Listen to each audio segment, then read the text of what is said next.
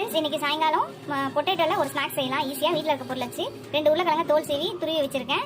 அதில் 1/2 கப் மைதா, 1/4 கப் அரிசி மாவு. மைதாக்கு பாதி பங்கு அரிசி மாவு எடுக்கணும்.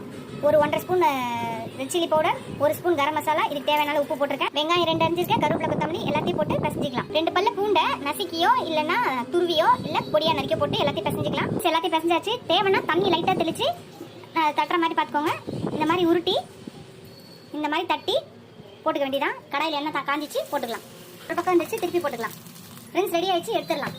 ஃப்ரெண்ட்ஸ் அவ்வளோதான், ரெடி ஆயிடுச்சு பொட்டேட்டோ ஸ்நாக்ஸ். ஈவினிங்கில் வீட்டில் இருக்க பொருளை வச்சு சூப்பராக செஞ்சு கொடுத்துருங்க. இந்த சம்மர் லீவு பசங்களோட நீங்களும் செஞ்சு என்ஜாய் பண்ணுங்கள். இதோட அடுத்த ரெசிபியில் அடுத்த வீடியோவில் பார்க்கலாம். இந்த ரெசிபி பிடிச்சிருந்தா லைக் பண்ணுங்கள், ஷேர் பண்ணுங்கள், கமெண்ட் பண்ணுங்கள். பாய்.